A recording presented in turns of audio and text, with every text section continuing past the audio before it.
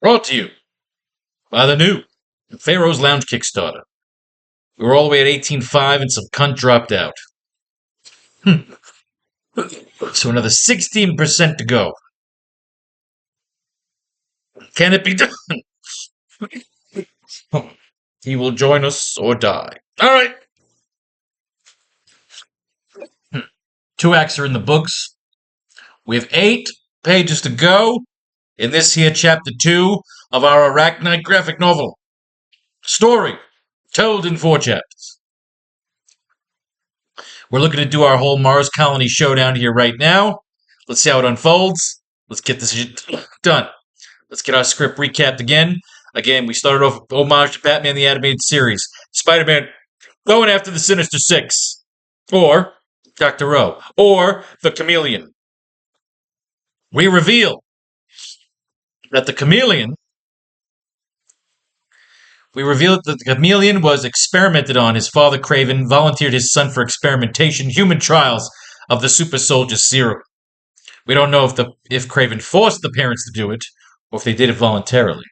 Point is, Peter was the successful experimentation after being bit by a spider that was being experimented on by the parents of Peter Parker, as they were trying to replicate, if you will, the infamous super soldier serum. It didn't work out. The Chameleon mutated, became a guy that through touch and facial scans and skill and cunning is a master of disguise, an actual chameleon, if you will. We have him almost very much like Clayface in our storyline. He attacks Peter, he taunts Peter, he electroshocks him, he hits him with some hallucination gas, he fucks with Peter. He tells him straight up, I'm the one who killed your parents. I am looking for that formula. He reports to Dr. O. Dr. O apparently wants this as well. Everybody wants this super soldier serum, this super semen, the super sperm that makes the super soldier. Everybody wants to be fucking Superman. So now Peter's got to take the fight to the Chameleon. And now this fight will go down along lines of the Mars colony launch. We've seen the celebrities show up. We have our creme de la creme, our who's who of Empire City. We start to introduce the backstory of Dr. O, that he was the designer of the Empire City infrastructure, and he was screwed over by the mayor or the powers that be, and now he's bitter and he's coming for Empire City's fortune, holding the city at ransom, threatening to destroy this Mars colony. So security is tight. Only the creme de la creme are getting through. There are literally sensors up there at a Golden Dome, stopping and shooting down and electroshocking all the drones that are trying to get through the barrier. So Uncle Ben can only really observe, as Peter is on his own, behind the lines as a photographer. But we know the Chameleon, after burning down the lair of Kraven, his father, because he hates him, is now going to attack the Mars colony, and he's going to do it in one of his disguises as Spider-Man. He's going to try and sabotage Spider-Man's career. Of course, Peter's got to take the fight to him now. We all know that Peter has to win. We know our obvious ending. We have the idea that maybe he gets framed, that the Chameleon frames him. Let's see how this plays out. We really don't know how it plays out till we start writing the story, which is kind of part of the fun. So we are comic book writers, and as always, we're looking like miners. We're going to mine each comic book for 6 panels until we have 12 panels, 2 pages. That is the goal of every class. This is class number 9. So we are looking to write pages 17 and 18 today. We did 15 and 16 yesterday. So let's do a quick recap of 15 and 16 so we know where we leave off. We had a 3-panel page here. This is really about everybody showing up for the Mars colony. Live from Oscorp Station, this is Ned Leeds, Now Magazine, as we invite you to our exclusive coverage of the launch of the Mars colony, at least until they shoo us out. Security is tighter than a drum as Mayor Osborn is dipped into his own pocket, along with the pockets of half of Empire City, as the entire police force, along with the local militias, and a few outsourced unseemly types, are all working triple overtime to assure the safe and spectacular motion of this fantastic voyage. We cut to a close-up of the covered dais tower, which overlooks the large, imposing Mars colony in the forefront. We show a who's who of the Spider-Man universe, as Easter eggs for future characters and appearances. Put the caption and the names under each character, as Ned announces their arrival on the makeshift red carpet at the base of the tower. We see several armed security around the arriving celebrities, who are waving to the crowd. In a comical effort, Jameson nearly trips walking along the carpet, with Betty catching him before he completely eats it and spills. And speaking of the mayor, that's him arriving now, along with the who's who of what's how in Empire City. We have Mayor Norman Osborn, Empire City Giants quarterback Josh Thompson, flanked by the lovely supermodel Mary Jane Watson. Behind them is Police Commissioner Stacy, flanked by his lovely daughter Gwen. Let's call her Gwendolyn. Just for the hell of it. Gwendolyn. How do you spell Gwen? Dylan? Yeah, what the hell? By his lovely daughter Gwendolyn. And staying with the theme of law and order, we have District Attorney Matt Murdock. And bringing up the rear, flanked by the always stunning Betty Brandt, our exalted owner and chairman, J. Jonah Jameson. We pan to the Fantastic Four entering the colony pods and waving to the crowd and cameras, clad in their spacesuits so we really don't get a look at them yet, and for good reason, to use them mainly as an Easter egg for their own adventure. Ned keeps broadcasting until Jameson cuts him off. But save your awe for the real celebrities tonight, the quartet of brave astronauts risking their very lives in the name of both science and humanity. The civil war that raged outside the walls of the Empire has left both physical and mental scars, beyond the frames of fallout. This vessel, this attempt we make to colonize the next step on the cosmic treadmill, will help seed the wastelands with hope. Let us introduce these pilots, these pioneers. They are the fantastic. Okay, Ned, that's enough. Now clear out before they accidentally shoot you. Now we get to page 16. Pan to the catwalk of the tower to show Peter on the scene taking pictures for Jameson, with Uncle Ben listening in on the radio. How you doing out there, Parker? No jitters? No, Mr. Jameson, sir. You didn't catch me tripping, did you? I panned up, sir. Of course, Ben is in his ear. How's the Spidey sense, kid? Close up on Peter, who is looking around for anything suspicious while communicating with Ben. How's the Spidey sense, kid? Quiet for now. Any eyes in the sky? Negative, kid. Osborn has sensors knocking out every drone that doesn't bear his stamp. He's probably listening in on us now. Let's keep the chats to a positive. Pan across the platform and we see scientists walking rapidly with checklists and clipboards as they are doing last-minute sweeps of the vessel before launch. Armed security soldiers flank the scientists. They pass a cleaning technician who is spraying the vessel. It looks like an unassuming tech. You know, Peter, I know this is personal for you, but you don't have to do this alone. You're surrounded by armed security. Why not bring them in on the story? Because he could be any one of them, and discredit me as quickly as I can call him out. Plus, we have no idea who's in on it with him. As the group passes, one scientist lags behind, as he stops by a section at the edge of the platform. He is pulling out what looks like an electric vape pen. He is sneaking away for a quick smoke.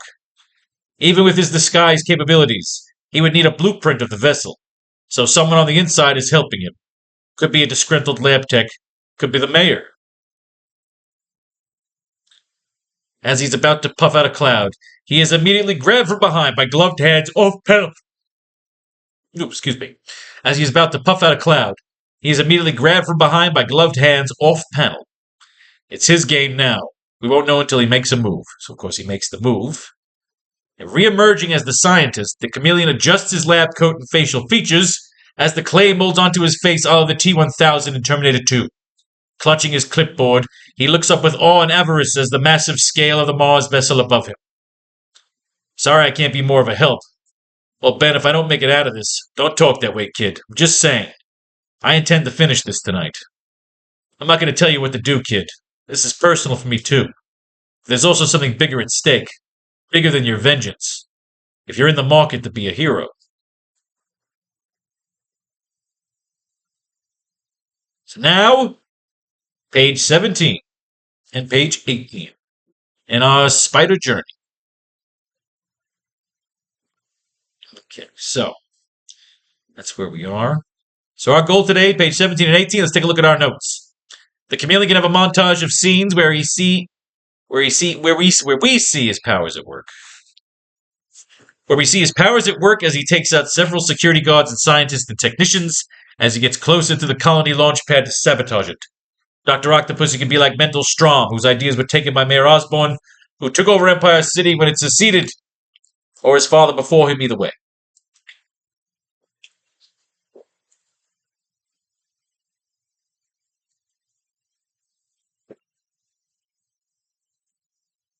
All right, so we don't need that Horn of Atlantis. We're actually going to be doing a Captain America commission. I ordered today a Captain America Indiana Jones commission from my man Jose Varice. We are going to be doing the old school movie posters that you used to get when you get those Indiana Jones movies. It's gonna rock. It's gonna roll. All right, so we talk about a montage. Into here. A montage. The Chameleon have a montage of scenes where we see his powers at work as he takes on several security. All right, so now we're doing that. So let's go. Let's mine a comic book. All right, so we leave off the Chameleon's looking up. Uncle Ben's telling Peter that he knows he wants to go after this guy, but also he's got to figure out, he's got to save the Mars colony first.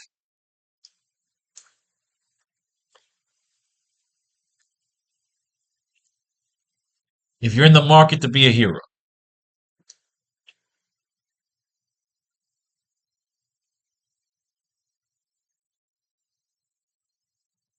Walking along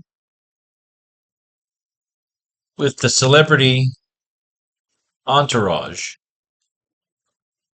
Peter finally manages to break away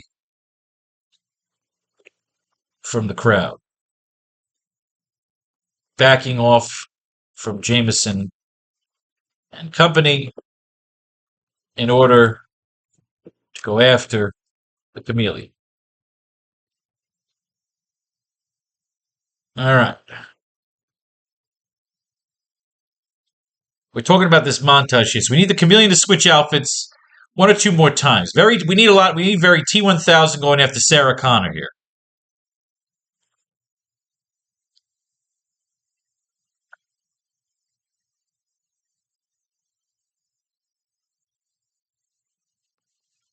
Still holding his camera.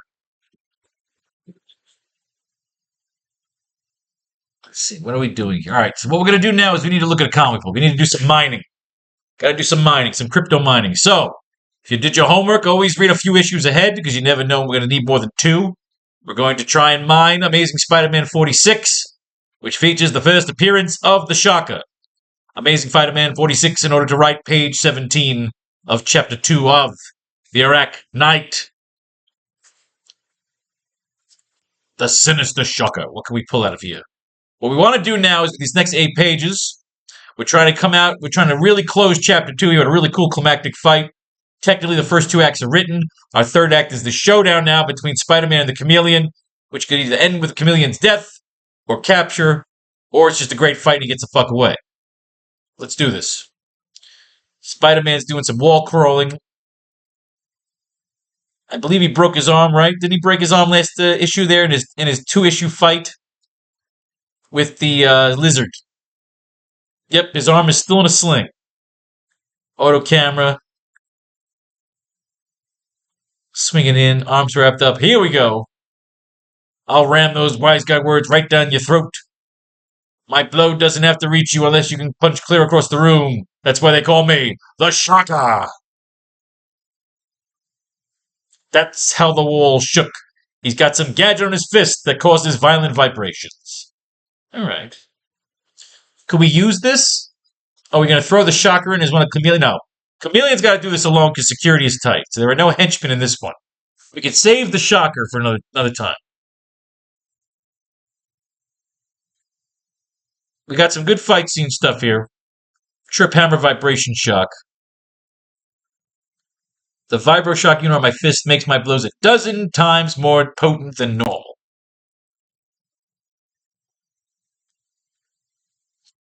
Stay where you are, Spider-Man. I'll save you the trouble of falling again after my next blow. Alright, so initially when we meet this guy, there's no origin yet. He just beats the shit out of Spider-Man. Gives him a couple of pile drivers, a couple of fucking shock blasts, drops him with the double fists. The vibroblast power makes me the most invincible human on Earth. Obviously, this man has not met the Hulk. Spider-Man's got the busted arm. He's got to get away. He's got to hide the fact that Peter Parker and Spider-Man both have broken elbows. Ah, and this is where, oh, it's such a great issue. This is where Harry pulls up and says, dude, I finally convinced my dad it takes me too long to drive to and from school each day all the way from our home in Westchester. Don't tell me he's buying you a whirlybird. Nope, even better than that, Pete. He got me the greatest little apartment just a couple of blocks away from campus. Your own pair, that's terrific. Well, that's what I'd hoped you'd say. This new little Inglenook of mine is count 'em, 2 bedrooms.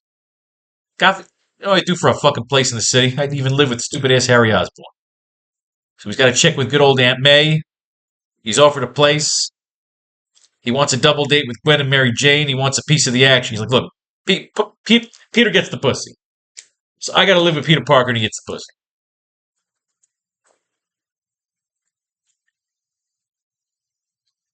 Frederick Foswell follows around Peter Parker. He insists that Peter could be Spider-Man. He brings him the pictures. Money, don't you trust me, Parker? All right, you young Sherlock, I'll have Betty Brant get you a check. Miss Brant, where in blazes that girl? So, of course, Peter gets a check, uses the money, Patches following Spider-Man. He's on to him. The Shocker. Another thing to look at me in an old abandoned loft building. Everything went perfectly. If that meddlesome Spider-Man butts in again, I'll finish him for good this time.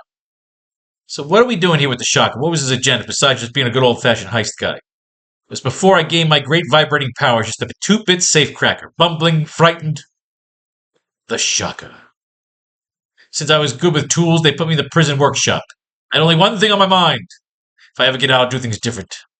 He learned how to vibrations, sound, angling his powers, building a shock suit. Not much we can do with this.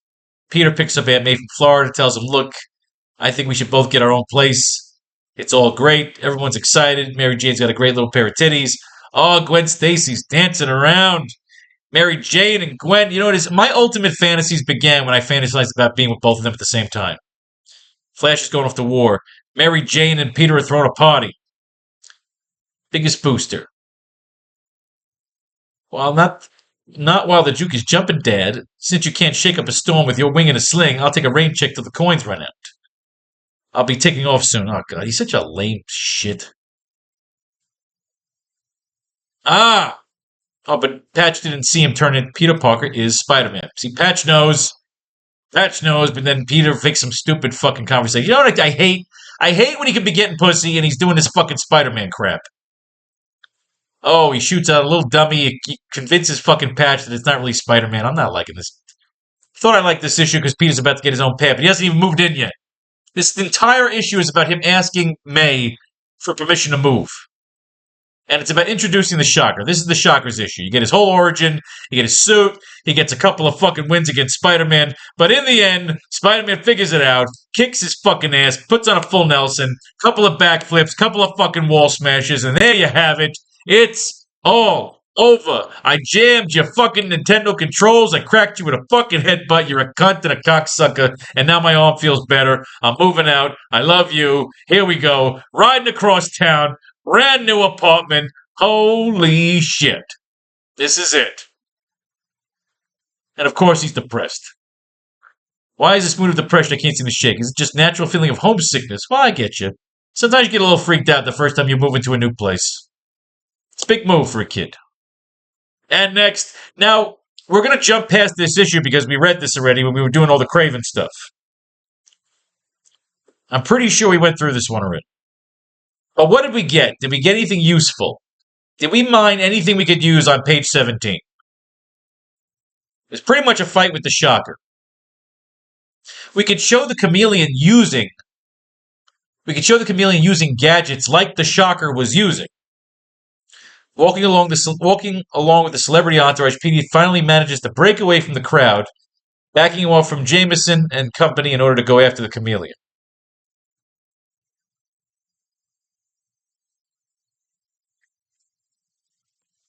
Peter eyes up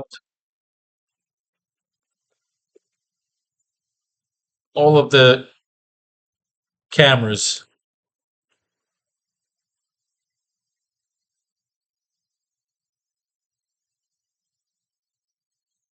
Walking along with the celebrity entourage, Peter finally manages to break away from the crowd, backing off from Jameson and company in order to go after the Chameleon.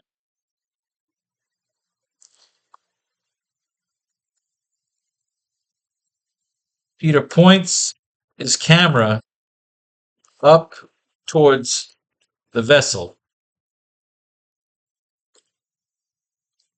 taking note of all the drone cameras floating around as extra security.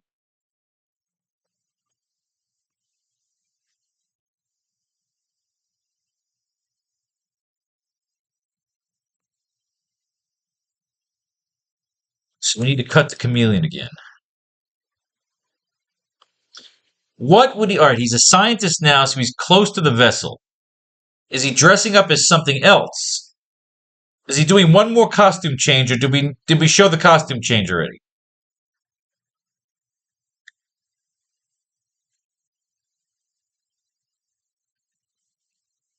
Closing up with his lens.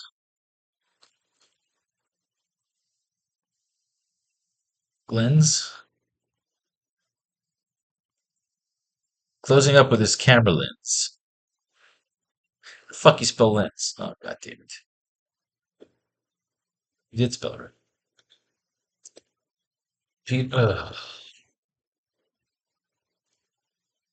Oh, okay, so it's just lens, no E. I'm a schmuck. Closing up with his camera lens, Peter spots the scientist.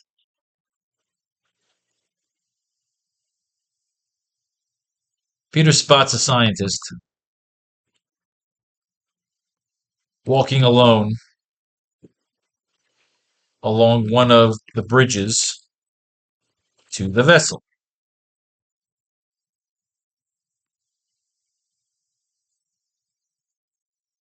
Well, not yet. Let's make that panel 4.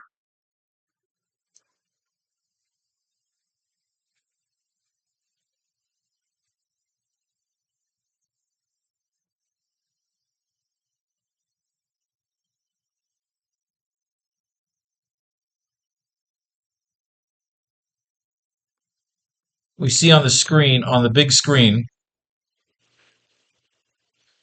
the Fantastic Four astronauts being loaded into the top of the rocket of the vessel, being loaded into the cockpit of the vessel. We see on the big screen the Fantastic Four astronauts being loaded into the cockpit of the vessel by the rocket techs.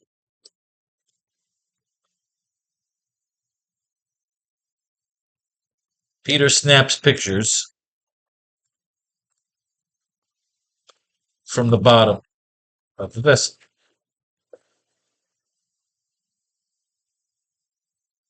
Closing up with his camera lens, Peter spots a scientist walking along one of the bridges to the vessel by himself.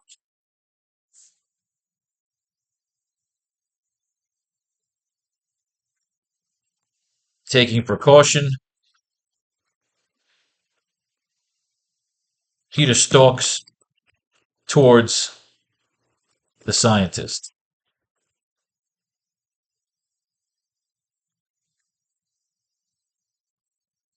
And believing in being suspicious, taking precaution and being suspicious, Peter stalks towards the lone scientist.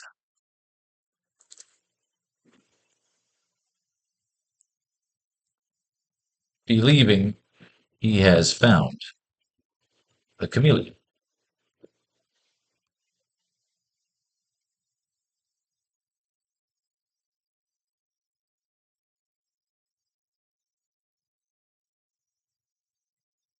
See, the idea if there's cameras everywhere, then the real challenge is, what is he doing? Is he changing it to Spider-Man?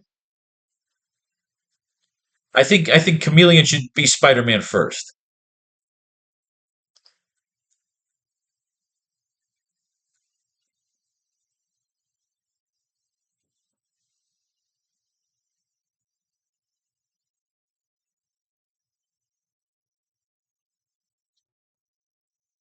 So what do we have? Taking precaution and being suspicious. Peter stalks towards the lone scientist, believing he has found the chameleon. All right, so Peter's thinking, all right, even though my spider sense isn't going off, he's going after the fucking guy. He's locked in on the guy and starts moving towards him.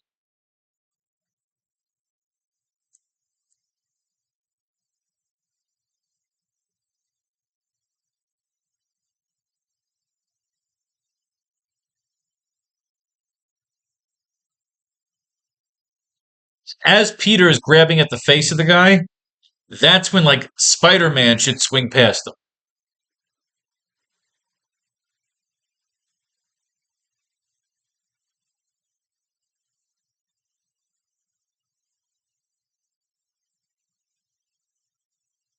And the light should go out. Oh, I like it. Okay. Take precaution being suspicious. Peter stalks towards the lone scientist, believing he has found the chameleon.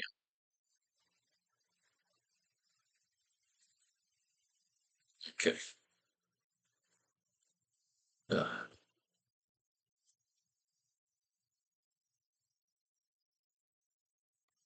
Closing up on the scientist, we see he is going over. Last minute checks on the vessel control panels.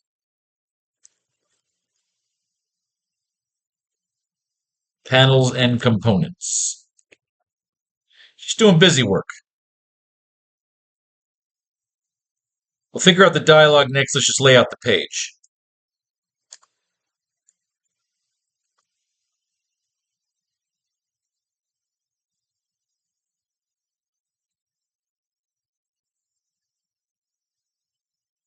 Whoosh. Whoosh.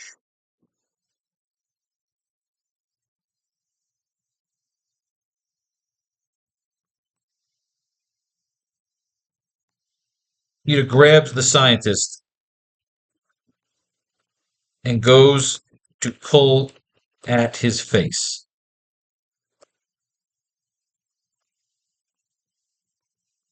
The scientist groans in agony. SFX of the face pulling and groaning. So the idea is Peter's angry, yelling at this guy, knowing it's him, and as he's saying all this, the light should cut out. And that's when Chameleon leaps into action as Spider-Man.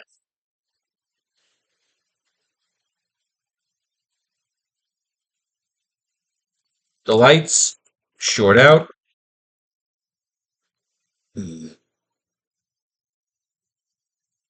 As Peter's spider sense goes off. Unless you want we have the power going out on that page.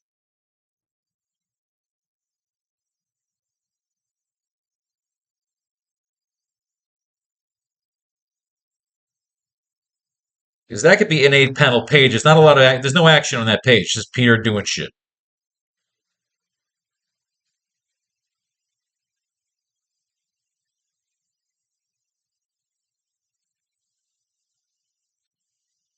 All right, so let's pull that over here.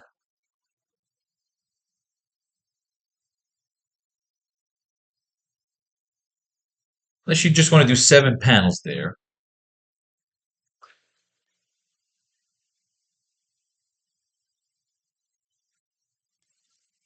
Swinging past both of them is Spider-Man. The imposter posed by the chameleon.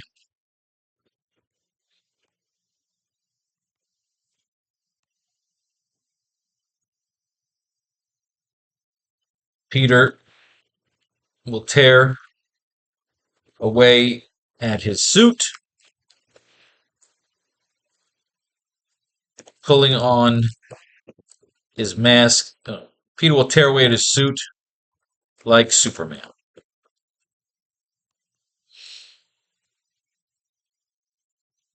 He leaps into action as Spider-Man.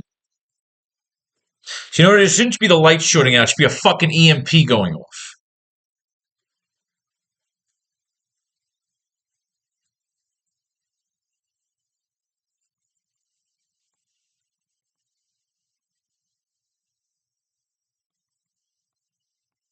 A mini EMP blast goes off.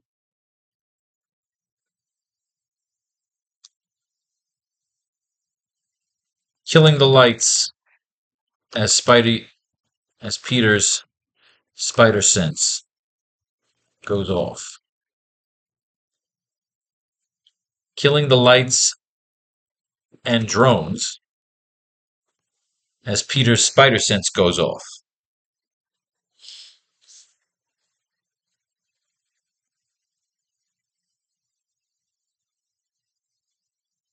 We should show the chameleon planting a bomb.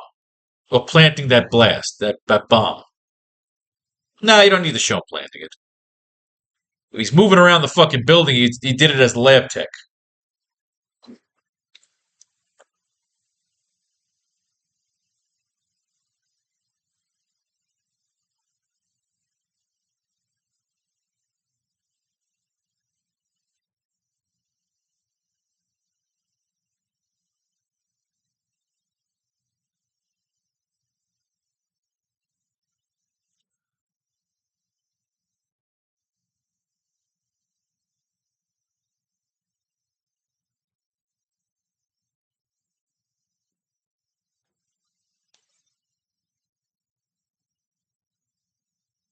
Believing he's found the chameleon. All right.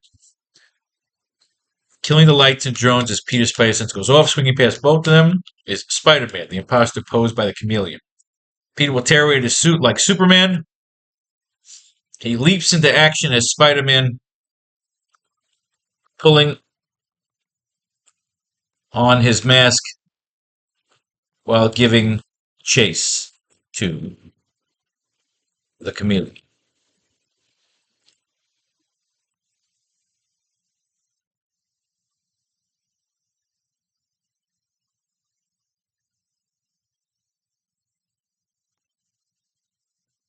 He will catch up to him at the top of the vessel.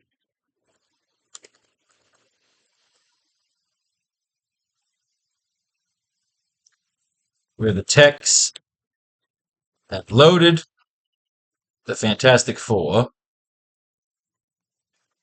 into the cockpit. And we have the notes here. All right, let's look at this page because we need to do some mining for dialogue. We have our pages somewhat laid out. We may change this layout. But as of right now, we're getting into this fight scene. Peter's breaking away. He'll spot an astronaut. He doesn't even ignore this. The spider sense doesn't go up. He doesn't give a shit. He's being paranoid. He's being anxious. He just grabs the scientist. He thinks, why is that guy walking alone? He's obviously the fucking chameleon. Of course, it won't be the chameleon. It's almost like a decoy. He's going to grab at the fucking guy. EMP goes off. Chameleon goes up and doing his fucking thing. We got to get the power back on. We got to get this fucking thing launched. I don't think we should have it delayed. It should launch. This chapter should end with that fucking Mars colony launching out into fucking space. Yeah. Let's go way to end chapter 2. Let's do some mining. We need some dialogue. Because this is a tough scene to do dialogue for. He could be talking to Ben. Again, it's better you talk to Ben than talk to himself. We've kind of gone through this issue already. I'm pretty sure we were looking up Craven. We were doing our thing right in the Craven villain. No, we don't want that. Dash. The idea is that Craven comes to town because it revealed that he took some work for the Green Goblin. So right now, what's good, we have the Mayor Osborn connection. Craven was so obsessed with the thought of the 20 grand he had been promised that he could barely concentrate on the matter at hand. So we bring this in at the idea they have a backstory that Craven was originally brought in because of money. He wants the payment. The Goblin saw me battle Spider-Man. He saw how much stronger I was, how much more skillful. I want my first payment. There'll only be one payment, the full amount, but not until Spider-Man's been completely destroyed. Those are the Green Goblin's final instructions. What does the Goblin think? He can dictate terms to Craven? Don't take it on me, fella. I'm just the go-between. You're living in a fool's paradise, chum. Nobody can beat the Goblin. So he's stalking the Green Goblin. He's a hunter, after all. In case you don't remember this stirring sequence from issues 15 or 34, Craven's last 2 appearances, it's because we didn't show it. So that's your backstory. Craven never hit issue 40. The goblin must have been bigger than I thought to have a millionaire like him serving as his flunky. So now we're showing off Norman Osborn, the rich chemical manufacturer, and the mayor of Empire City in our story. Spider-Man beat the shit out of Craven, left him for dead. We went through this story already, so we're kind of going to blow through this because we used this story in our Craven origin. But it's good, like I said, Mary Jane dancing. We're trying to get some ideas for dialogue here. Peter's calling in, him and fucking Harry, two swinging bastards in their brand new fucking place. The dad's coming to visit. Everybody's happy. Everybody's loving life, loving each other. ESU on a science scholarship, you motherfucker, you. Who'd ever thought I'd be shaking hands after return to normal?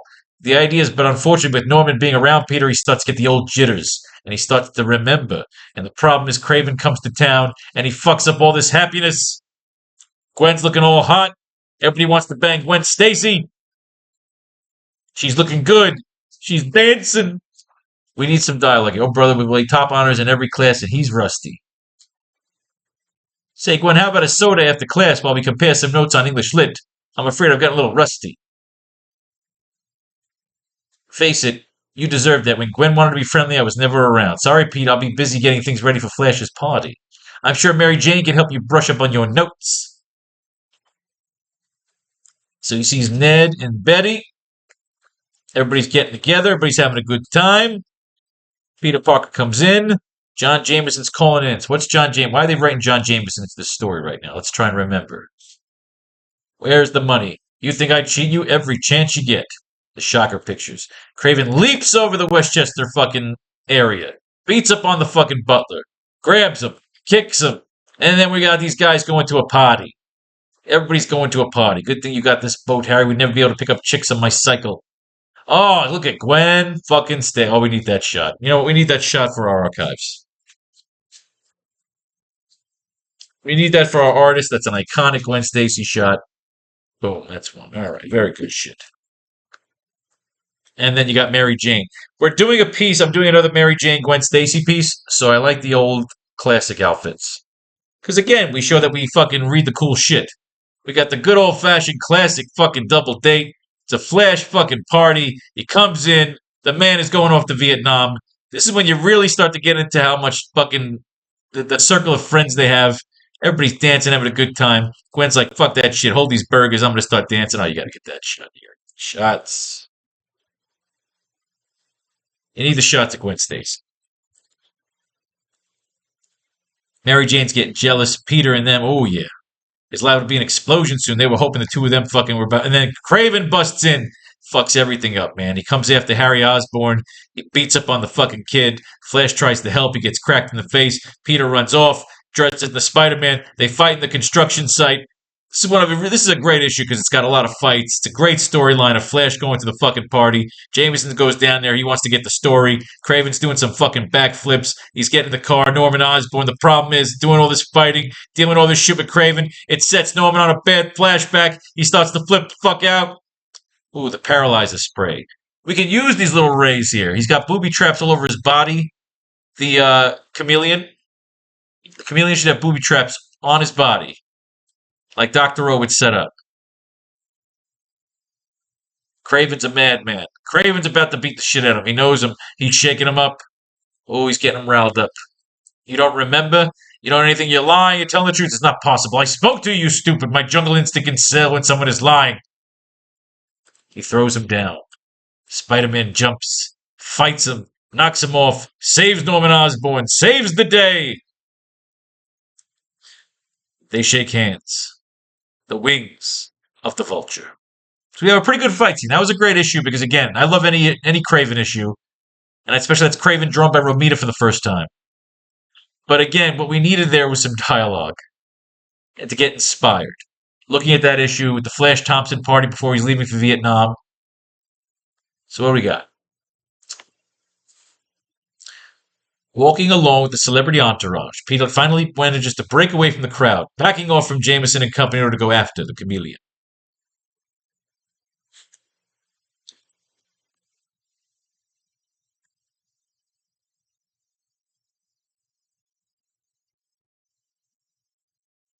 Peter communicates with Ben. All right. Hopefully the hopefully most of the drones hopefully most of the drones will stay on the A-listers.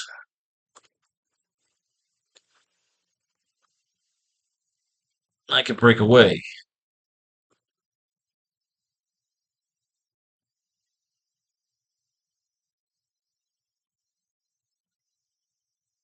Uncle Ben. What makes you think what makes you think he's not posing as one of them?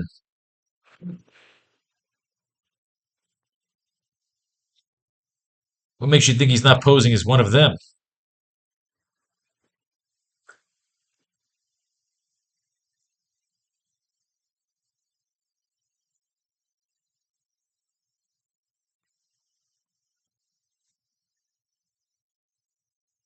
Hopefully most of the drones will stay on the A-listers, and I can break away.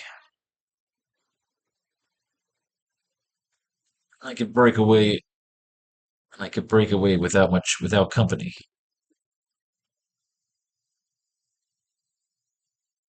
What makes you think he's not posing as one of them?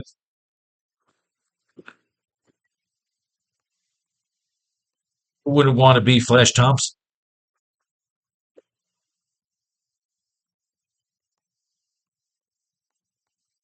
Rub it in, why don't you?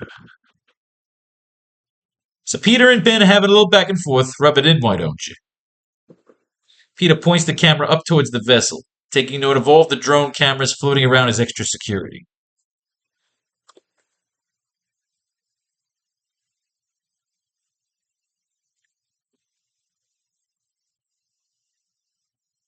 Well, what if sabotage isn't the real goal? I mean, what do they gain? I mean, what do they gain if they destroy the colony? Besides besides becoming a target, for every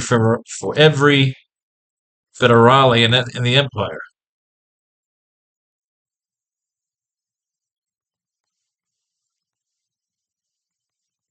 There's a lot of money in this.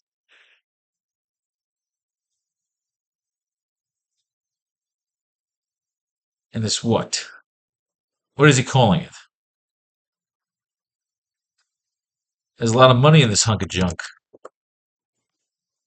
See, what if it's not about sabotage? What if the chameleon's there to steal something? Well, what if sabotage is the real goal? I mean, what do they gain if they destroy this colony? Besides becoming a target for every federale in the empire. There's a lot of money in this hunk of junk.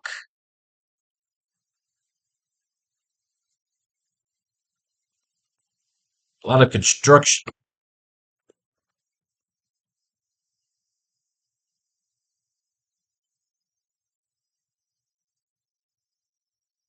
And then Uncle Ben will introduce the idea.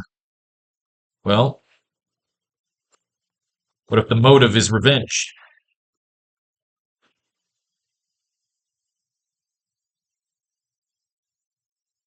What if the motive is revenge?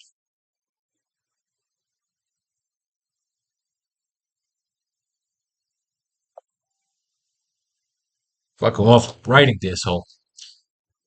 Peter Snack. Well, what if the motive is revenge? Okay, there's a lot of money in this hunk of junk. A lot of construction. Well, there's the magic word. What if the motive is see? Oh, fuck off! I'm working here. Well, there's the magic word. What if the motive is revenge? He said a lot of construction. Well, there's the magic word. What if the motive is revenge? Meaning, because the chameleon didn't. Peter doesn't know that Dr. O designed all this shit. Well, there's the magic word. What if the motive is revenge? Meaning?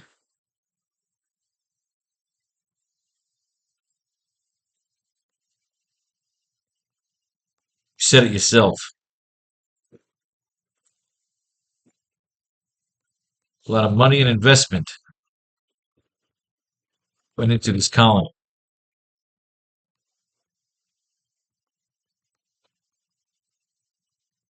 What if someone along the chain of commerce, what if someone along the chain of commerce didn't get their fair due? What if someone along the chain of command didn't get their fair due in either gold or credits?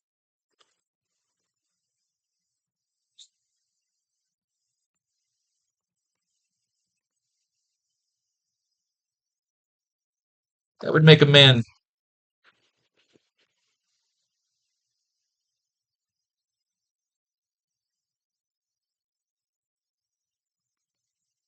slight like that can turn any genius into a monster. You said it yourself. A lot of money and investment went into this colony. What if someone along the chain of commerce didn't get their fair due in either gold or credits? In either gold or credit. A slight like that can turn any genius into a monster. So there we go. I like it. Yeah, lacing it up a little bit. We see on the big screen the Fantastic Four astronauts being loaded into the cockpit of the vessel by the rocket techs. Peter snaps pictures in the bottom of the vessel.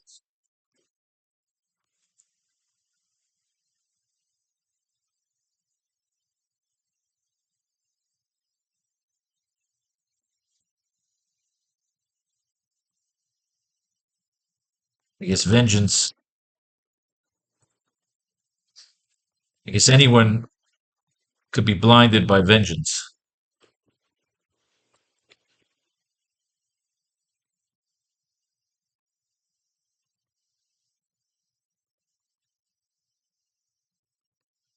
Checkmate, Uncle Ben. Now predict.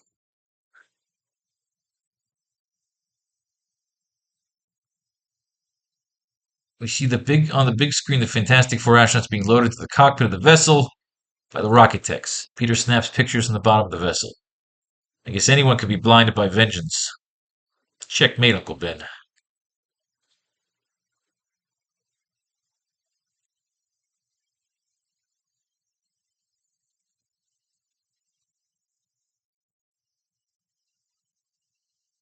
There is there is a lot more on the line. I guess anyone could be blinded by vengeance. Checkmate, Uncle Ben. There is a lot more on the line. Because he's watching the astronauts being loaded to the cockpit by the rocket techs. So he says, I guess anyone could be blinded by vengeance. Checkmate, Uncle Ben. There is a lot more on the line. Closing in with his camera, and Peter spots a scientist walking along one of the bridges to the vessel by himself.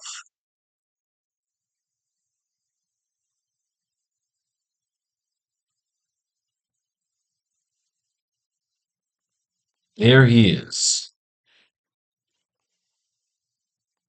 My lone wolf.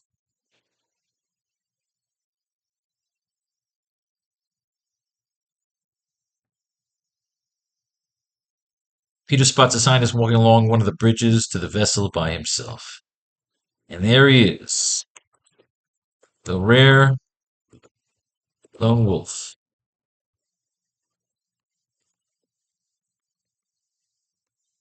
No doubt sneaking off.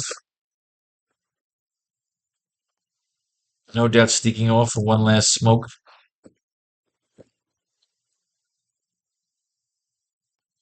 before the show.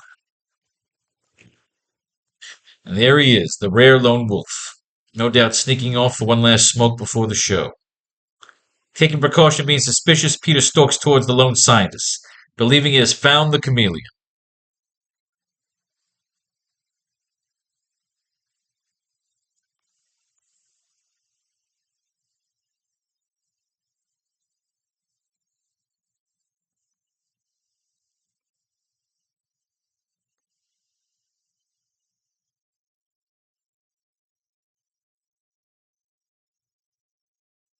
I'm going to go with the notion I'm going to go with the theory that his disguise tech. I'm going to go with the theory that his disguise tech can somehow block my senses. So I'm just going to have to go with an old-fashioned hunch. I'm going to go with the theory that his disguise tech can somehow block my senses. So I'm just going to have to go with an old-fashioned hunch. I like that. Closing up on the scientist, we see is going over the last-minute checks on the vessel control panels and components.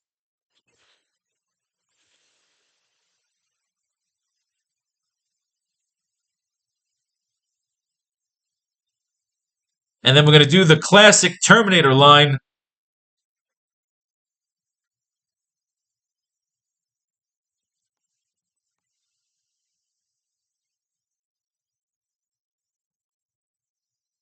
Peter calls to him off panel.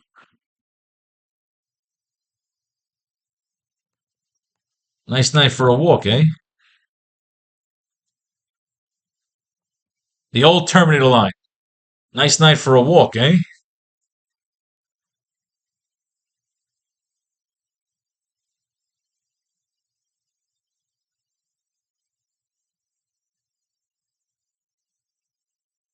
Peter grabs the scientist, goes to pull at his face. The scientist groans in agony. SFX of the face pulling and groaning.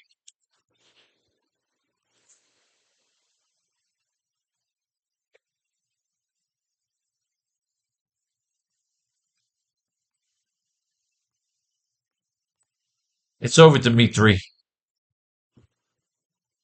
Smile for the cameras.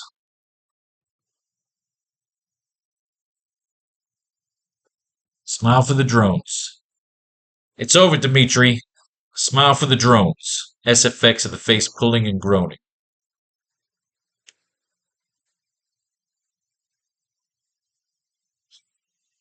A mini EMP blast goes off, killing the lights and drones as Peter's spider sense goes off. SFX of the power cutting out,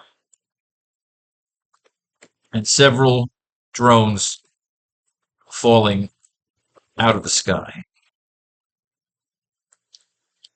A mini EMP blast goes off, killing the lights and drones as Peter's spider sense goes off. SFX of the power cutting out, and several drones falling out of the sky. I like that. All right. Page 17 in the books. We got a nice little confrontation.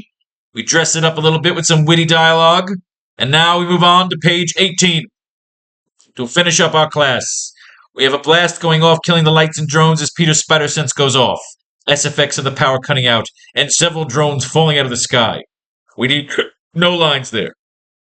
Swinging past both of them is Spiderman, the imposter posed by the chameleon.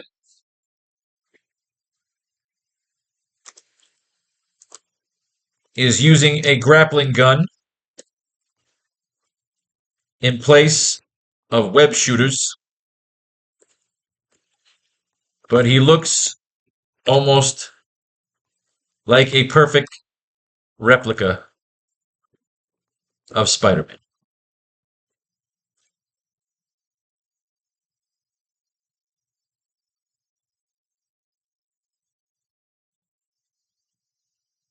All right. Peter will tear away his suit like Superman. He leaps into action as Spider-Man, pulling on his mask while giving chase to the chameleon. He will catch up to the top of the vessel where the techs have loaded the Fantastic Four into the cockpit.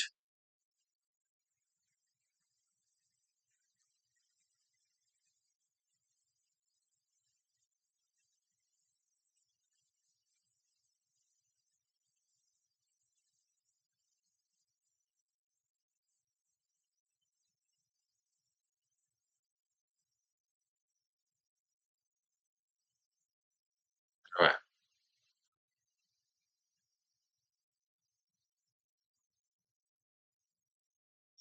Using a grappling gun in place of web shooters. I like that. Peter will tear away. So we have our page almost laid out. We got to do these last two panels here. Let's do some mining. Back to the mines. Amazing Spider-Man Number 48. The Vulture's back, and Spidey's got it. So what do we got here? We're doing our fight here, the wings of the Vulture. Now that Peter Parker's duds are safely stashed away, I believe they even bring they bring Kraven back in the next issue. He's still fucking hanging around New York City. Kraven the Hunter is still in the city. I've got to keep searching till I find him. Can't let that tin horn Tarzan go through life thinking he's beaten me. Even a starry-eyed Spider-Man has pride.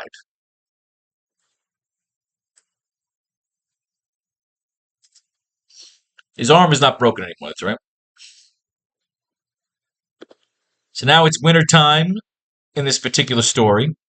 We're using Amazing Spider-Man 49 to finish page 18 of chapter 2 of our AracKnight graphic novel. I like this, though. We're painting New York City in a beautiful winter wonderland. He's swinging along the snow. He's traveled further than before, all the way to the municipal prison. And in that prison is the Vulture. What's going on here? Behind the grim gray walls of the penitentiary. Oh, the Vulture's dying. Blackie. I want to see Blackie. Blackie Gaxton. Didn't we use Blackie Gaxton? This is a different Blackie, huh? You win, Blackie. Someone's got to carry on for me. He goes and he gives him the Vulture's wings. See, the Vulture's going to be a great villain. We're going to use him we'll use him in a future issue. We'll use him in the AracKnight Returns. What I'm thinking is, as we finish this particular chapter, we'll more than likely be done with the Chameleon. We could kill the Chameleon off here. Depends on how it ends. And then, the idea is, I believe we're going to be leading up to Dr. No. He's going to be our Dr. Octopus is going to be our main villain, I think, of this one. Again, it's fun. We don't know. We have an idea of where we want to go with the story, but the story kind of builds itself as we go through the old Spider-Man stories. And we have Blackie Gaxton here stealing the Vulture's wings that he built up. He said, listen, I've kicked Blackie Drago. I've kicked the living shit out of Spider-Man 1,000 times. He tells him where to go, what car to steal, where to go and get the wings, where to dig up these wings in the snow just off campus from the prison. He's got them. He's learned to use them. He flies. He flies. What's the matter? Because again with the aspirins, he got his ass kicked. He can affect the whole city. Oh, he's sick. He's got the flu. Gwen Stacy did her hair differently. He still wants Gwen. He's feverish. He's home. J. Jonah Jameson's talking about Spider-Man's a piece of shit. He saved Harry's dad. Kraven is still on the loose. I believe in the next issue, which we might use if we don't get enough out of this one, is literally Kraven and the Vulture teaming up to fight Spider-Man. Like a tag team, a handicap match, if you will. And there's a new Vulture on the scene. But Peter's got the thing. This guy uses a new helmet to make himself more aerodynamic. Make the old Vulture look like a piker. He's going to loot the city. He's going to fuck shit up. He's going to grab bags. He's going to beat up on bald people. He's going to do that cool Vulture pose against the gargoyle. Peter can't come into action. Oh, Daredevil. Hello. You see how they keep mentioning fucking Daredevil? I love it. Because again, you get the whole expanding horizontal view of the Spider-Man universe. I can't keep a little fever out of my head. I must be bigger than I thought. Parky better hit the sack fast. I hate to do this, but maybe if I call Matt Murdock, he'd put Daredevil on his trail. It's the least he could do after me fighting Stiltman for him. In Daredevil 27. Now on sale. But finish this yawn first. Sleepy Stan. You know, for the fun of it, let's finish this issue and we'll open up Daredevil 27 just to take a look. Just to have some fun, just to help us finish this page 18. It'll be out of context because we haven't read the fucking 26 Daredevils before it. But we're going to have some fun. We're going to have some fun. Common cold can't put him out of action. It's the winter time. He's sick, and we all know how fucking shitty we feel when we have the flu. We're shitting Yoo-hoo out like fucking crazy out of our ass. But the Vulture's on the loose, and he's fucking people up, and he takes a guy to the top of a fucking sky. Oh, that's the bridge! Atop a sky-high tower of the George Washington Bridge. Oh, I like this. Police cars rain down below. If only he had a hot drink, he needs a little hot tea. He sees the Vulture up there on the fucking pier. He climbs up, socks him in the fucking face. Excuse the fist, my friend. I just wanted you to stop flapping those wings. He knocks him down. He catches him. Catches the other guy. Lowers him down. It's an action-packed fucking fight atop the George Washington Bridge. Spider-Man has always been good at a good old-fashioned falls count anywhere fight. Fight. Fight. Leg lock across the head. Hurricanrana. Frankensteiner. Mary Jane's looking good. Harry says, I don't know where the fuck he is. Nobody knows where the fuck he is because he's too busy fighting for his life, smacking him into the pole, jumping along the rooftops, smashing his head across the turnbuckle, getting into his position, but he's dizzy, he's cold, he's feverish, he's fallen. The Vulture wins. Spider-Man's left for dead. He's down. Spider-Man's down. Down goes Frazier. And then, like I said, again, in the next issue, Kraven shows up, and Kraven, the Vulture, and Spider-Man have a triple threat match. But before we even look at that one, let us look upon Daredevil 27 to help us finish. We're going to use Daredevil 27 today to help us finish this page for this assignment. Then I'm going for a swim, and I'm getting a late night snack. Oh, this not responding. You gonna pull this shit on me now? Don't fucking pull this shit on me. Daredevil, let's go. Having some fun. Reading some comics.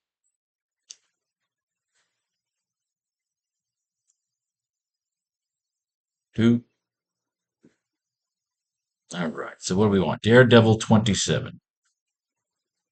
Eventually, we'll write a Daredevil story, and then we'll go through all this. But as of right now, we just want to play around with the issue where Daredevil gets involved in one of Spider-Man's tussles, leading to rocky terms with the Wall Crawler.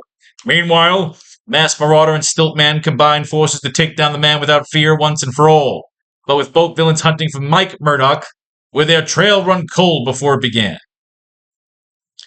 Let's see if we can look outside the Spider-Man universe in order to finish our issue, or our page today. Matt Murdock must die. Nobody can beat certain the sight of flying saucers are genuine enough, but there's one thing that you could bet your button on. If you happen to see the sight like this when you least expect it, you can bet your button dollar it's old Daredevil. And he's real. Stiltman must be somewhere in the city, and sooner or later I gotta find him. What happened? Where was he? Surely we don't have to tell you that DD fought the Stiltman to a fare-thee-well last issue, but lost him to the sneaky Masked Marauder. Alright, so this is a good old-fashioned fucking brawl. Let's take a look at some really cool Daredevil art. It's Spider-Man, 3 2-bit car thieves attacking your friendly neighborhood wall crawler. Come on now, gent, you gotta be kidding me. It's always interesting to see how the other writers and artists draw and write Spider-Man. Daredevil comes in. They fought together before. We've even brought Matt Murdock as an Easter egg. We haven't decided if he's blind yet. He'll be wearing shades when we show him in the art. But maybe he's blinded like Harvey Dent is blinded by Mayor Osborn. You never know. You never freaking know. What's you, fella? Don't you ever smile. If you two happen to run into a Sidla Skisto and metal stilts, save it for me, huh? Child's Play, The Man Without Fear. These two guys are teaming up. What can I do? What I have to do, I can do best myself. The Stiltman doesn't need partners. Disintegrated. These two are teaming up to do some fucking damage. It's almost unbelievable. Was this fast enough for you? He just walks on stilts, essentially. This guy fight fucking Iron Man, but I guess he started as a Daredevil villain. He gets up pretty goddamn high. I wonder what happened to your brother Mike since Stiltman's escape. He's probably searching for him and his Daredevil guys, Karen. Good old Mike. Sure got this redhead off the hook. So basically, Daredevil made up a brother so that he wouldn't be caught up in his secret identity. Karen Page is fucking captured. Masked Marauders flying around. Cool. We like the art. We like the fucking cityscape. I don't know why all the buildings are green. Stiltman's fucking some shit up. Matt Murdock, Foggy, everybody's out. Karen Page is tied up. It's before she becomes a drug addict and does porn. A helicopter. Now, we're going to have a helicopter chase, I think. We should definitely have the Chameleon try to get away in a fucking helicopter. If we should fit it in. If I do this fast enough, I'll be on the ground and safely out of sight. Stiltman is a stupid-looking villain. But it's pretty cool how he gets up there pretty goddamn high. Those are some long-ass legs he has. I mean, the legs grow the size of a fucking skyscraper. So Spider-Man said Matt Murdock is out cold. So essentially, this entire Daredevil issue becomes a Spider-Man issue. Spider-Man fights the Stiltman. New developments. I guess Matt Murdock is going to wake up on the fucking helicopter and have to fuck some shit up and get to it. Is he going to throw him out of the fucking helicopter? He cracks him over the fucking head. He pistol whips him a little bit. Daredevil uses it, falls out, grabs on. She grabs him. He finds the time to change. Oh, okay. It was under his clothes. Though I hate to think how tough this must be for Karen. So they think Matt Murdock got thrown out of the fucking helicopter. He swings back in. He fucks some shit up. He punches the masked marauder. Meanwhile, Spider-Man's going to fight the stilt man. So while Spider-Man's fighting the stilt man, they're going to get this fucking helicopter all here and scammed up. Pulls off the mask. Pulls out the gun again. I gotta tell you, the art is pretty cool. I'm not a Daredevil reader. I haven't read the early Daredevil. If I have, it's been a long fucking time. So this is basically a good old-fashioned Texas tornado fight. These stilts get a little unrealistic. I mean, how fucking tall can they be before they lose control or fucking some sort of malleability? I don't know. I'm finding this a little unbelievable. Alien on Earth. Good old fucking Daredevil. It was good to take a look at, but I'm not really sure how much we really got out of it, other than watch some good fight scenes. So, that was an interesting side sojourn. If we don't finish this page now, we'll take a look at this triple threat match, and we'll use that. What do we got? Did we get anything good there? Swinging past both of them is Spider-Man, the imposter posed by the chameleon. He's using a grappling gun in place of web shooters, but he looks almost like a perfect replica of Spider-Man.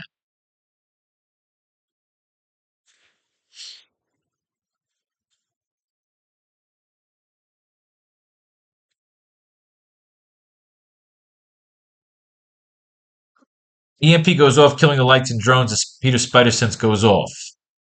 S effects of the power cutting out. So now Peter, because the power's out, he can't talk to Ben either.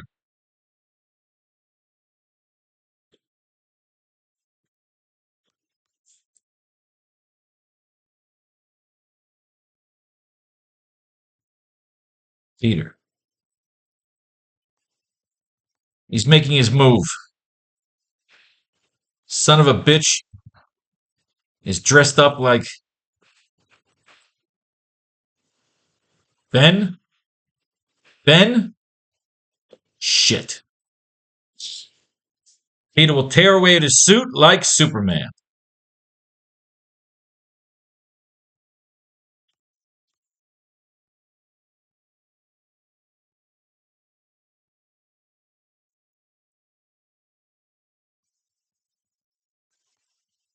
Looks like a job.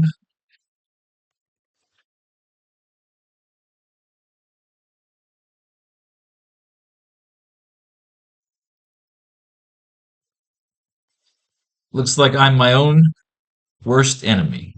Nah, I don't like that. Peter will tear away at his suit like Superman. He's making his move. Son of a bitch is dressed up like me.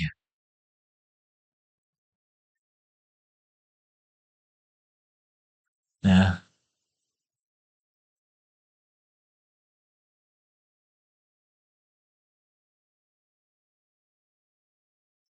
He's making his move. Son of a bitch is dressed up as me. Ben?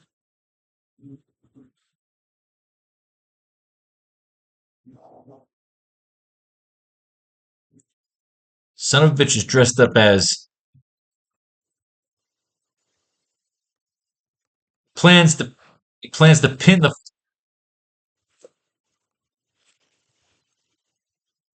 he's making his move. Son of a bitch is dressed up as he plans to pin the whole thing on Ben? Ben? Shit. So the idea is there's no power right now. Peter will tear away at his suit like Superman. Looks like I'm my own worst enemy. Nah, you wouldn't say that he's tearing away his suit.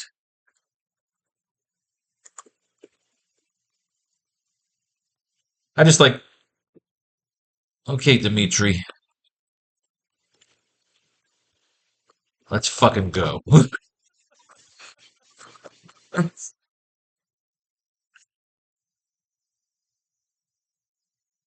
mean, this is my Spider-Man. Will we have cursing? We could change that maybe. Okay, Dimitri, Let's fucking go. I like it. I want that there. Fucking just fucking pull. We're having fun.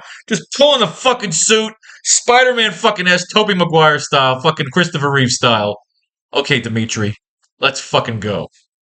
Or not even Dimitri. Okay, Spider-Man. Let's fucking go. Okay, Spider-Man. I like it.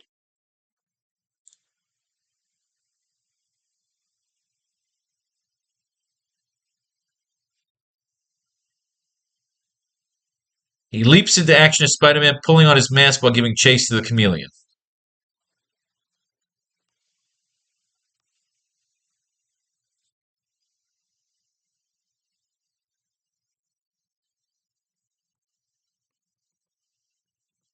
My heart is pounding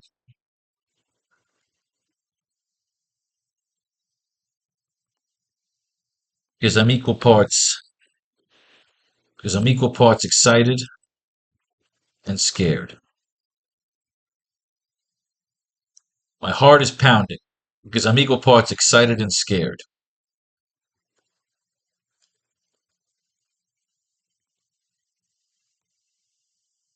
Ready to avenge my parents.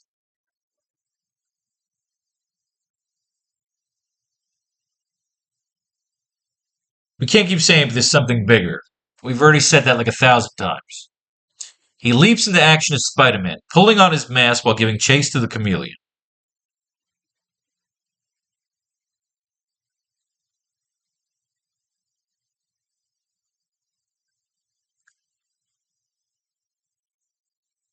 Go for that classic Todd McFarlane,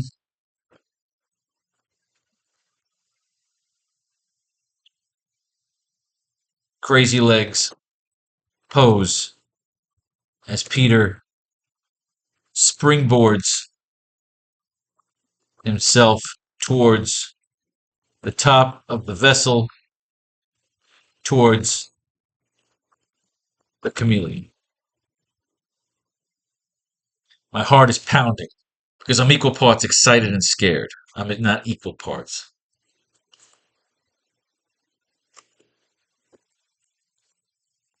I'm as excited as I am scared.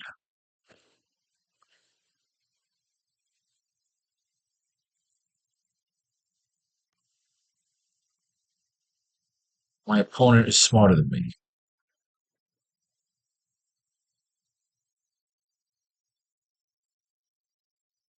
Uh, Where are we going with this? Where are we going with this? We got 3 panels left in our assignment today. He leaps into action as Spider-Man, pulling on his mask while giving chase to the chameleon. Go for that classic Todd McFarlane crazy legs pose as Peter springboards himself towards the top. You want that Spider-Man shot. The fucking web, the shooting the web, crazy legs, double web shoot. That crazy legs, double web shoot pose as Peter springboards himself towards the top of the vessel towards the chameleon. My heart is pounding. I'm excited as I am scared. I'm as excited as I am scared.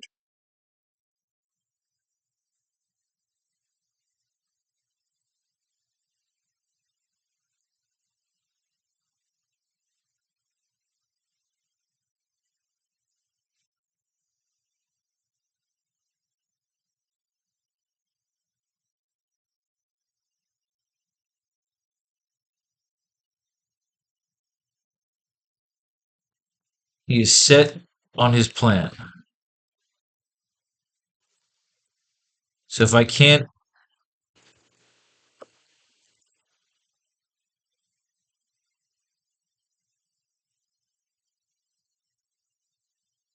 I'm excited. My heart is pounding. I'm as excited as I am scared. He is set on his plan. He is set on his plan. So if I can't stop him physically,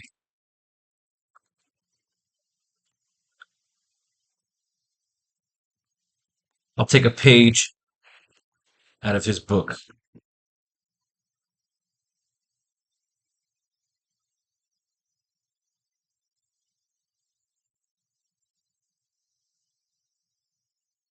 So if I can't stop him physically, I'll steal his best trick. Like that, okay. My heart is pounding. I'm as excited as I am scared. He is set on his plan. So if I can't stop him physically, I'll steal his best trick.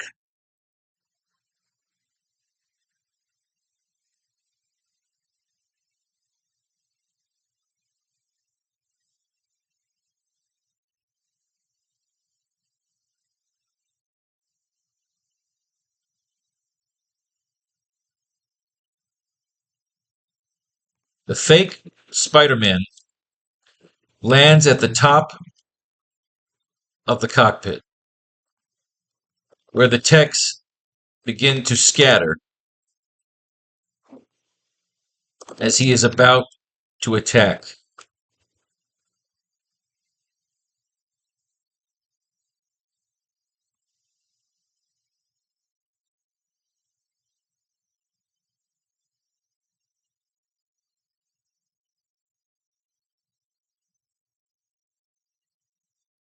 The fake Spider-Man lands at the top of the cockpit, where the techs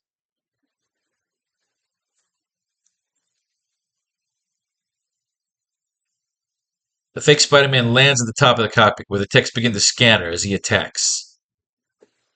As he attacks.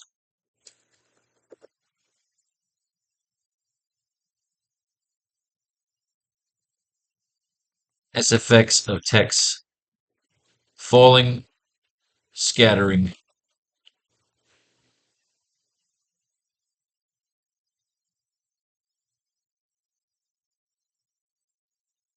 SFX of the techs falling and scattering. Beep bop, beep bop, scat. All right. The fake Spider-Man lands at the top of the cockpit, where the techs begin to scatter as he attacks. SFX of the techs falling and scattering.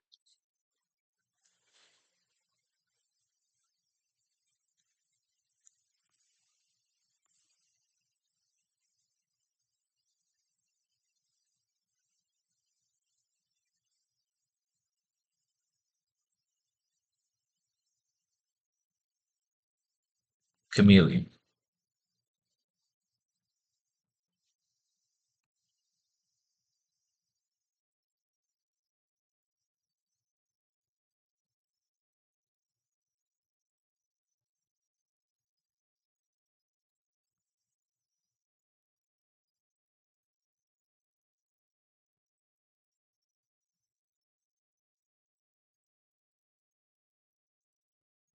Fake Spider-Man lands at the top of the cockpit, where the techs begin to scatter as he attacks.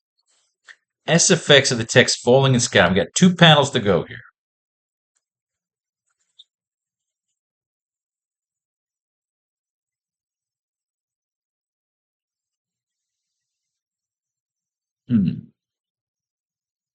We need a line here. And then Peter lands and they face off.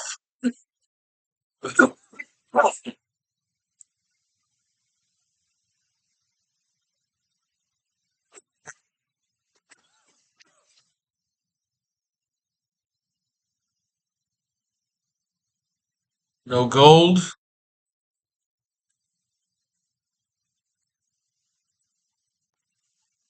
I have a message. I have a message for the mayor. Courtesy of this.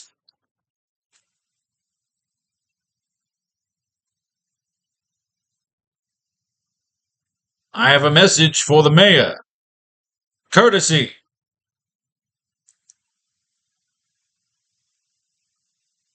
Courtesy of the. All right, let's get rid of this here. Let's move these notes to page 19. And we're probably going to add one more pen.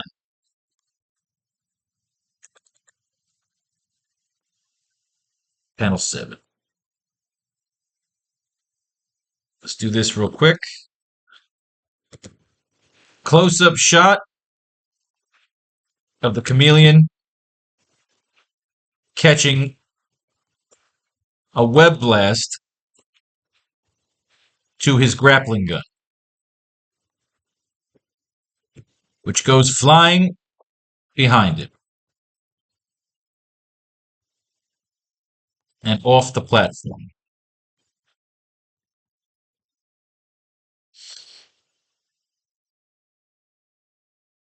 And then what I want him to do is, hang on. First, let's put the notes here so we don't forget. Boom, put those notes there. Empire City.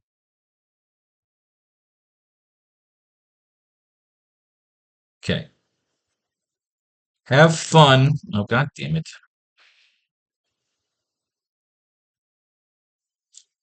Have fun with the perspective of this shot because I want you to take it from the view of the cockpit, of inside the cockpit, where we see the back of the heads of the Fantastic Four who are sitting in their cockpit watching in frozen awe as Spider-Man faces off with the fake Spider-Man, a la the Chameleon.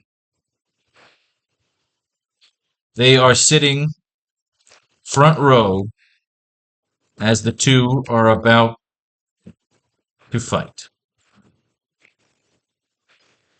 So we get in a good, nice taunt. Spider-Man's now going to taunt the Chameleon. He's going to turn the fucking tables on him. He says, I got to steal a page out of his book. Okay, so here we go. Yay, I love making comic books. Okay, so Peter says, the sinister book, he shoots the web at him, shoots the gun out of his hand.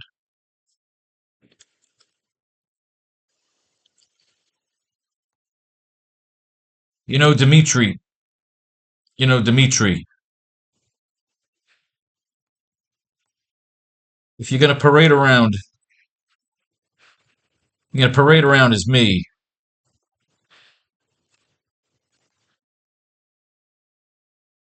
you may want to brush up. You may want to brush up on your one-liners. Maybe even add some bulk.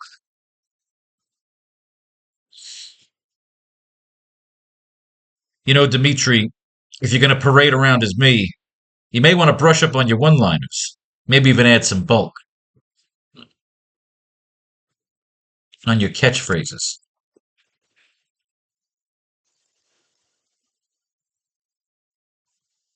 Maybe even add some bulk. Swimming always helps.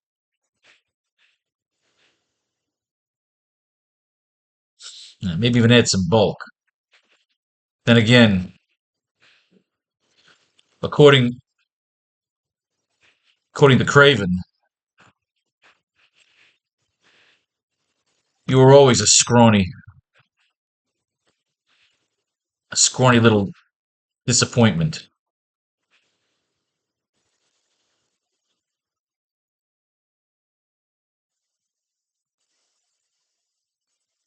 It's no wonder.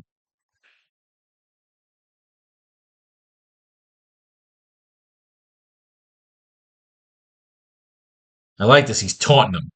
You know, Dimitri, if you're going to parade around as me, you may want to brush up on your catchphrases. Maybe even add some bulk. Even add some bulk to your shoulders. Then again, according to Craven, you're always a scrawny little disappointment. It's no wonder the serum didn't take. Unless you were always a snake.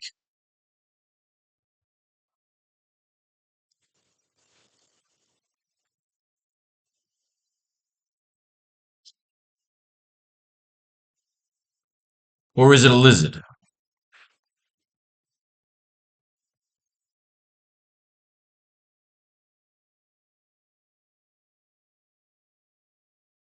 Dimitri, if you're going to parade around as me, you may want to brush up on your catchphrases. Maybe even add some bulk to your shoulders. Then again, according to Craven, you're always a scrawny little disappointment. It's no wonder the serum didn't take, unless you were always a snake. Or is it a lizard?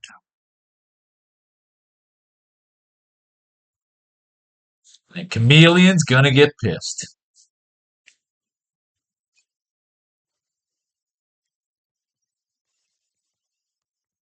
You dare mock me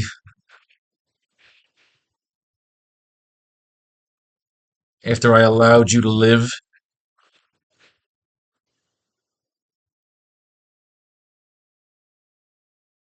You dare mock me after I allowed you to live?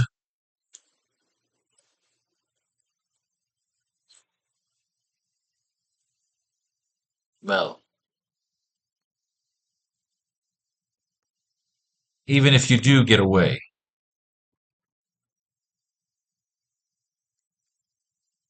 even if you do manage to get away,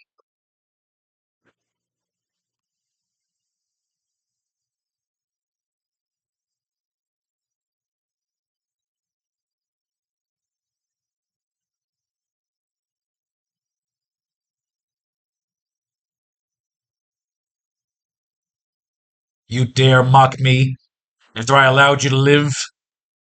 Well, even if you do manage to get away, you'll never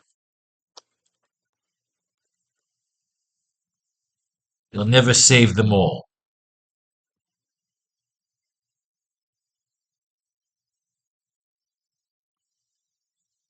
Even if you do manage to get away,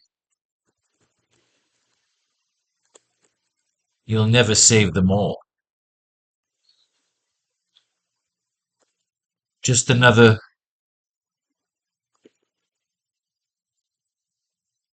more dead bodies on your hands.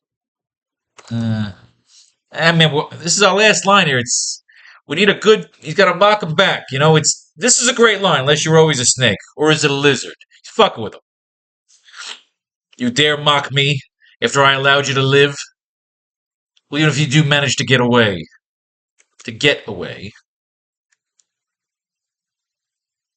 If you do manage to escape, you'll never save them all. More dead bodies on your hands, and they'll even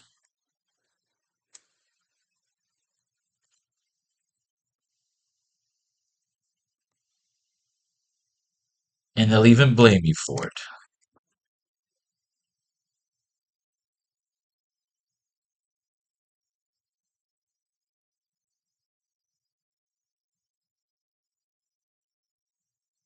Unless you were always a snake, or is it a lizard? You dare mock me after I allowed you to live? Well, even if you do manage to escape, you'll never save them all. More dead bodies on your hands. More dead bodies on your hands. And they'll even blame you for it. More dead bodies on your hands.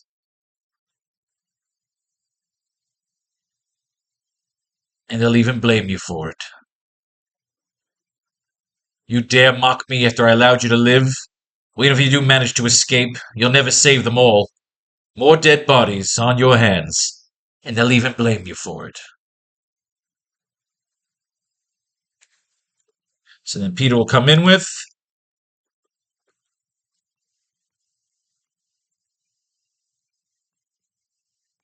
I guess we're both failures then.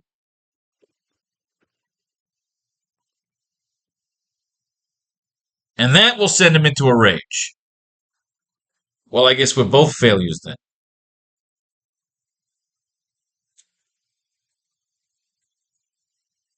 Sending him into a rage, the chameleon leaps at Peter, at Spider-Man, who leaps back. Make this shot a cool WrestleMania type clashing of Titans. Clashing of the Titans. Type shot.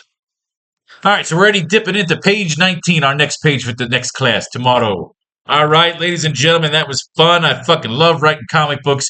2 more pages in the books. Set up our fucking fight scene. The Mars thing, the colony, the cockpit. They're fighting on it now. We got 6 fucking pages to go. 19, 20. Be our next class. 21, 22, 23, 24, and all of our covers. May fate and fate decide your fortune. And if you should love what you read, donate, pledge, buy books. The brand new Faro's Lounge Kickstarter is up and running. Son of a bitch dropped me back down to 16% to go. I need another 16%. 16.63 to keep me in the lifestyle I'm accustomed to. Peace, love, war, all that shit in between.